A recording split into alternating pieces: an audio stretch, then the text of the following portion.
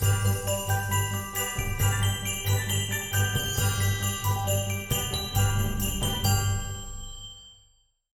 and welcome to another part of the Ellamas video series, and today we are ranking the foundation.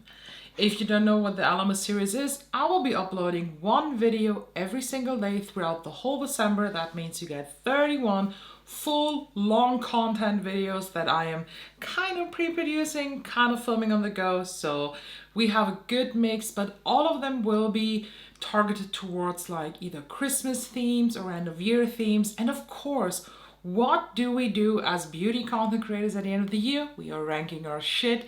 And as I said, today, foundations. If I did not count wrong, we are going to rank 23 foundations. First of all, those 23 foundations went through a whole year and more, depending on how old the foundation is, of testing, of wearing, of rubbing, of looking at them, of being in my collection, and they all survived my big end of year declutter. That means none of these foundations here are truly bad, but some of them I like more, some of them I don't.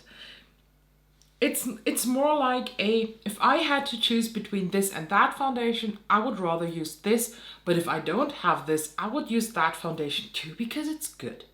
And you've seen my top 3 video that I've done mid-year and never finished. There is a bit of a change going on at the top 3 for the foundation. But now let's start with number 23. This is the Chanel Water Fresh Beige? No, just Water Fresh Tint. This is a skin tint. It's one of those like water things with the bubbles inside, and as soon as you blend them, the bubbles pop and you get the pigment.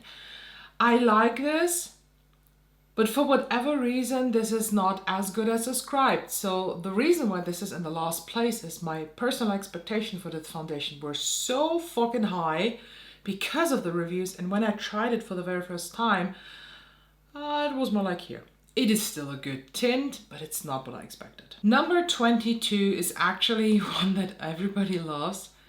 It's the Fenty Eastrop. I like it. It's a very, very beautiful skin tint, but the wear time? Are you fucking kidding me? After 4 hours, it's gone.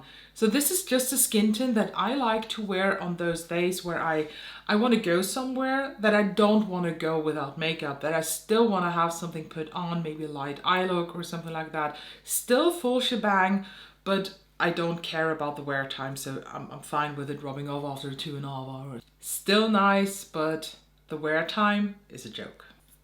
Number 21 is the Say Glowy Super Skin Foundation. I always mess up the Say names.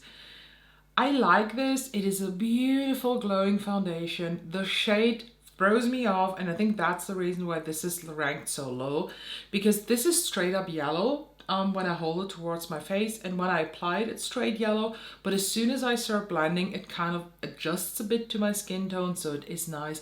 Very, very glowy, so nothing for every day for me at least, even though I like glow. I want to be, okay, if I'm wearing glow, if I decide to go for the glow look, I want to look so glowy that it's uncomfortable to look at me for people because I look borderline wet. This will give you a very, very glowy look, but it's not an everyday foundation for me. This surprises me just as much as you. The Tom Ford shade in Illuminate is actually in the 20th place. And I can't really put my finger on a specific reason why. I just went through the foundations and I started by writing down the top 5. That immediately came to my mind. And then I started to compare them, like this foundation, no, this, and that. And this was actually the last one. Like, this was left when I was done writing down the ranking, and the only place that was open was number 20. So it is there. It is a very full coverage foundation. I would not agree that this is illuminating. It's kind of glowing, yes, but it's definitely more of a natural glow. So don't expect it to be as glowy as, for example, the Say foundation. Number 19 comes with the Makeup Forever HD Skin Foundation. This is the like re-released version. I never tried the version before, so I have no opinion on that.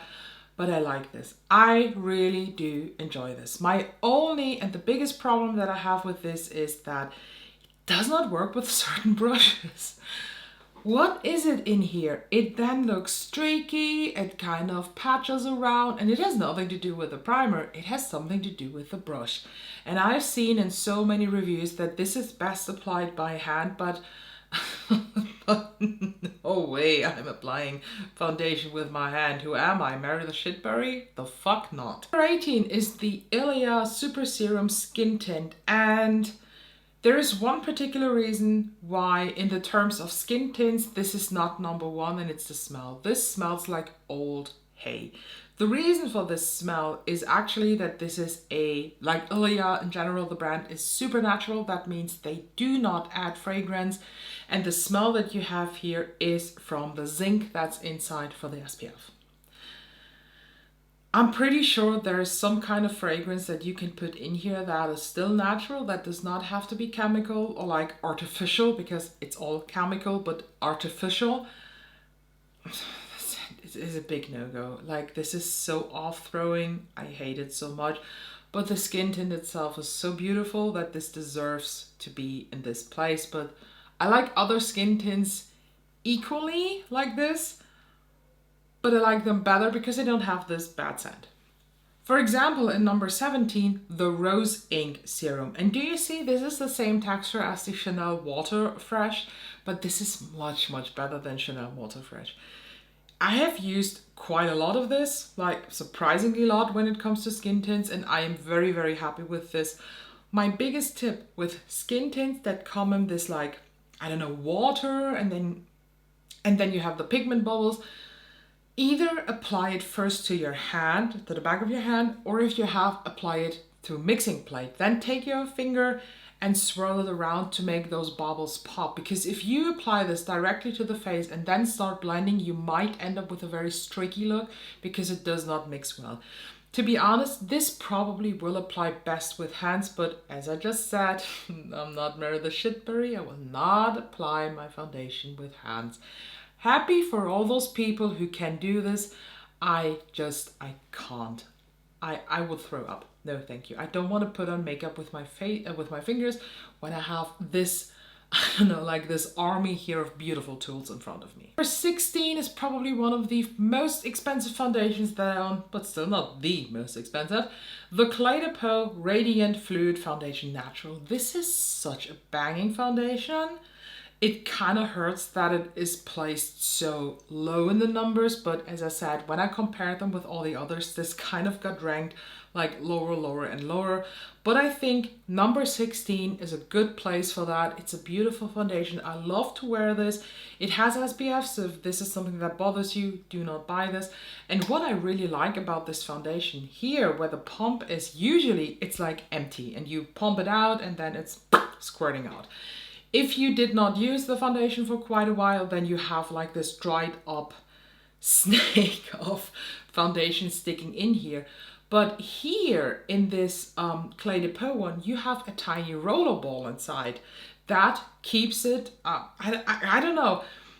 I havened used this foundation in 3 months between one and another use, and nothing was dried up. Everything was fine, and I'm thinking it's because of the rollerball here. Number 15, we have the Guerlain Terracotta Le Teint. This is a new release that has been out this year, and I love this foundation. It looks really, really good. It does not work with every primer that I own, so that's why it's ranked so low. But the finish is beautiful. It's a very natural finish, not too glowy, not matte. It is very medium coverage. Love that. The only thing that is really off-throwing is their shade logic, because I am 0C. C like in cool. I have the shade Rosé.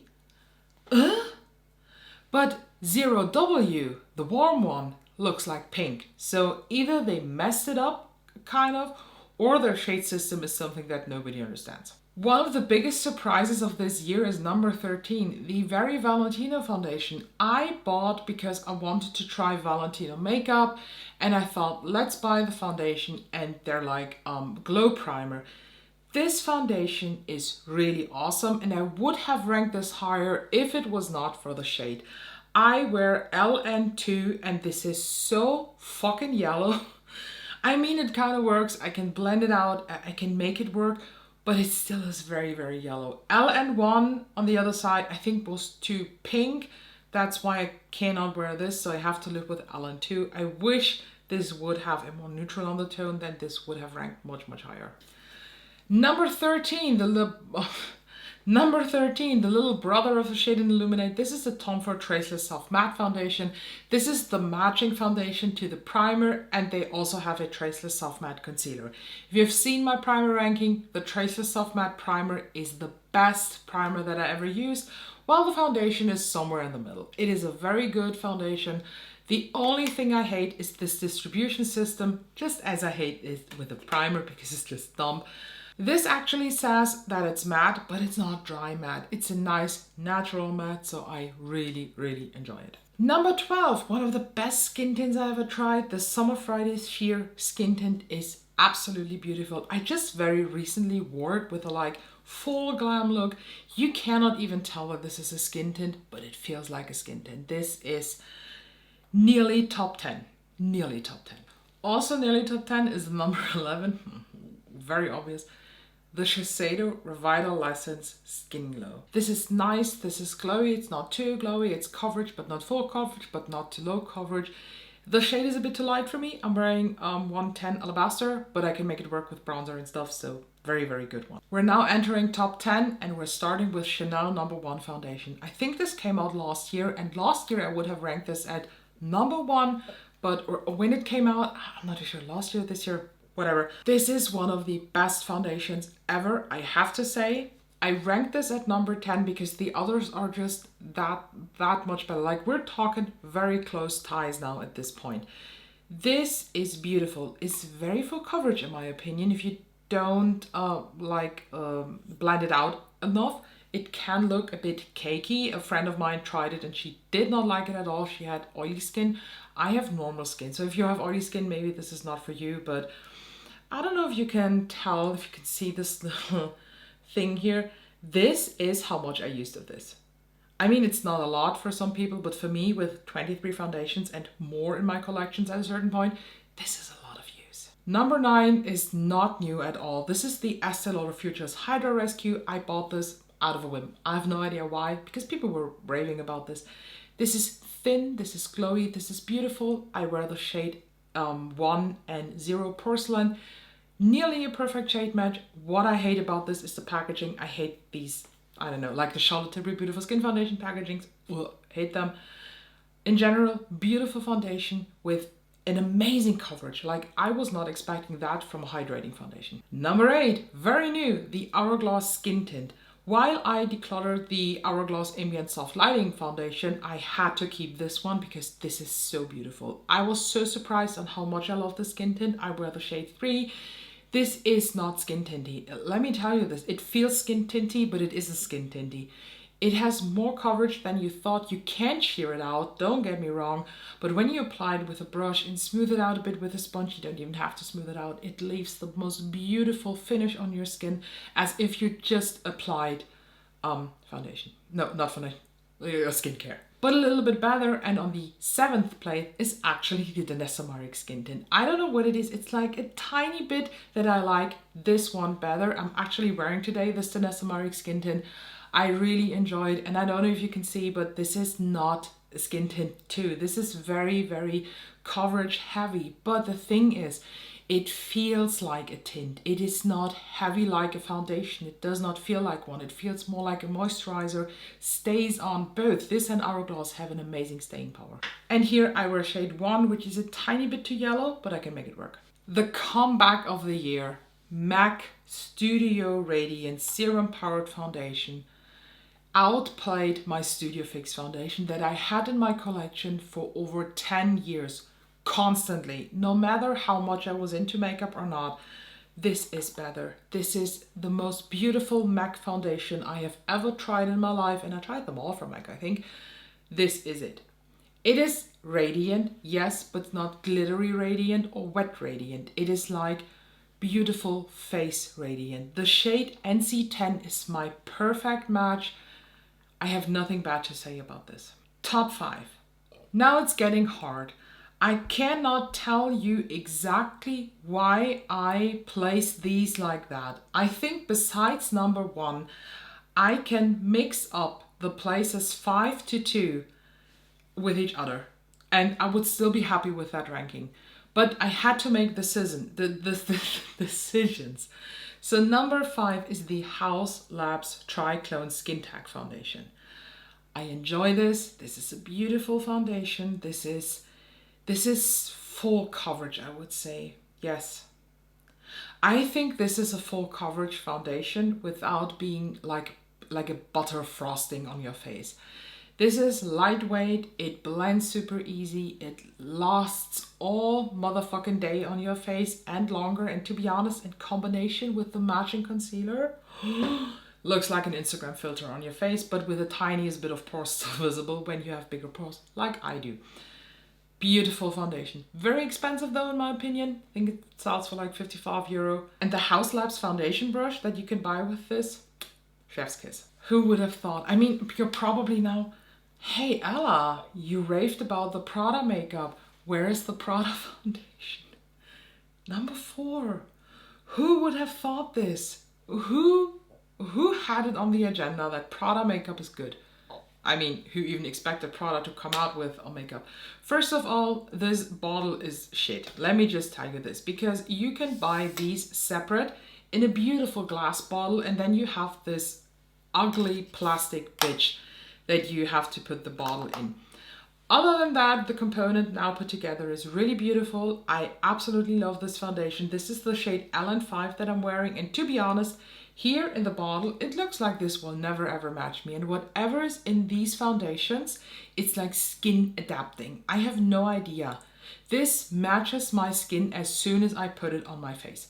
I love this. Great staying power, great finish. I think the most natural finish out of them all. Not too matte, not too glowy, somewhere right in the middle.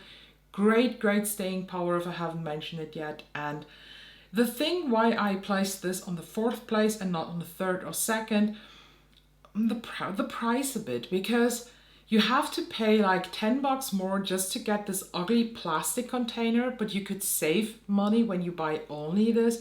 But at the same time, for a designer makeup, it's kind of reasonable. I think it's like 60 or 70 euro for this foundation. Still a big bug of money, but when you hear the price of my number 1, you'd be like, okay, Prada's fine. Okay, number 3, Shanta Kai Future Skin. I don't think I have to say anything more about this. This was used on the set of Euphoria, for example, to create this beautiful skin appearance of like those actors, because they did not use powder on the set. Oh, it looks so good. This foundation is 80 fucking euro. It is worth every single cent. To be honest, I hate this, like the pot. I hate the scent because I decluttered actually one nearly full pot because I thought it went rancid, but this smells so weird like from the beginning. I love this foundation. It is so natural looking. It is so easy. It applies like a moisturizer, and if I was into it, I would apply this with my hands, but with a sponge or a brush, beautiful. Everything works with this foundation. Everything looks nice, and it's kind of covering everything without feeling covered. Number 2. Lisa Aldridge Seamless Skin Foundation. I said it in my top 3. This is the foundation where people at work actually ask me, what the fuck are you wearing on your face? It looks really good. And I'm like, Lisa Aldridge. And I'm like, who is it? Because they're not into makeup. The only thing I hate about this foundation is the shape. I don't want that. Lisa, give us something that I can stand, because I do have to keep part of the packaging to not have it like laying around. Other than that, beautiful foundation. They have a fucking amazing skin range, and you can order like sample cards on the Lisa Aldridge website so you can match yourself. But I am, for shade reference, shade 4, and this is a 99% perfect match. Now for my favorite foundation, and this, I don't know if this ever can be beaten by anything else. The Chanel Supplément Le Temps is a 150 euro foundation that is just beautiful, and I will never ever actually wear something else on my face, but since I love makeup so much, I of course do. The only thing, again, the packaging, because it's like a jar and you have to put the lid away from it, but you have to keep the lid, otherwise it will dry out.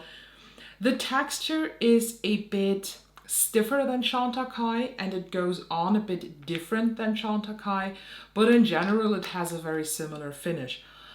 Overall, wear time, feeling, and shade match, I'd say this is the best one. I wear the shade 10 Beige.